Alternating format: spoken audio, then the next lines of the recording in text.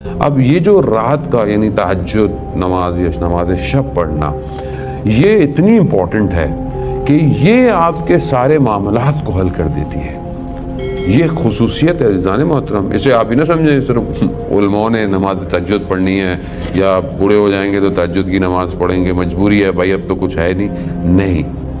Ayatollah उज़्मा बहजत फरमाते हैं कि जो भी कमाल पे पहुंचा है वो सहर की बेदारी की वजह से पहुंचा है। जो सहर में बेदार हुआ वही कमाल पे पहुंचा है। और वो फरमाते हैं कि जब भी तुम्हारी रात को आंख खुल जाए तो समझ लो तुम्हें फरिश्ते ने उठाया है, फरिश्ते ने उठाया। और हम देखते हो अभी तो बड़ा टाइम है, फजर में सो जाओ, फरिश्ते ने उठाया है। कहा कि अगर तुम उठ के इबादत नहीं कर सकते तो वो कहते हैं कि बैठ जाओ और खुदा को सलाम करो खुदा की बारगाह में और दोबारा सो जाओ, ज़ाया ना करो इस कैफियत को। और ये जो अहले बैत की मोहब्बत करने वाले हैं उनके लिए वो शौक से उठते हैं। यानी जब वो उठते हैं इबादत में खड़े होते हैं तो ऐसा नहीं है बस ज़बरदस्ती उठ रहे हैं या मुंह बनाया हुआ है, नहीं, यानी निशात है, यानी अपने अंदर इतनी पॉजिटिव एनर्जी है और खुशहाली है जैसे कोई बहुत ज़बरदस्त सी कोई चीज़ मिलने वाली है, या जैसे कोई बहुत ज़बरदस्त जगह पे आपकी पसंदीदा जगह पे आपको कोई दावत दे दे खाने की तो आप कैसे खुशी से जाएंगे। तो ये जो निशात है, ये जो कैफियत है, ये अहले बैत से मोहब्बत करने वालों की तहज्जुद के वक्त ये कैफियत होती है।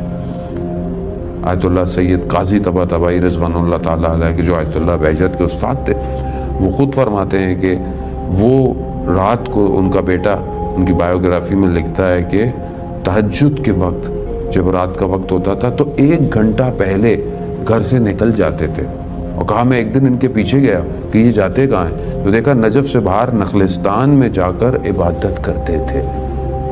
और एक दिन मैं उनके पीछे गया तो पहचान मतलब वो उनको पता चल गया कि मैं पीछे पीछे आ रहा हूँ। ज़ाहिर है आयतुल्लाह गाजी जो ये दावा करते हो कि मैं वो सवाल जानता हूँ जो जब इमाम ज़हूर करेंगे तो किए जाएंगे, तो ये कैसे नहीं पता चलता कि कोई मेरे पीछे पीछे आ रहा है। तो वो उन्होंने बेटे को भी कहा कि बेटे को इबादत करो। वो ख़ुद फरमाते हैं कि जब मैं तहज्जुद में खड़ा होता था यानी इबादत में, तो मैं अपने अतराफ़ से अपने आसपास से डिस्कनेक्ट हो जाता था, मुनक़ता हो जाता था, और जो ज़मीन आसमान में ज़िक्र हो रहा होता था मुझे उसकी सदाएँ आती थी।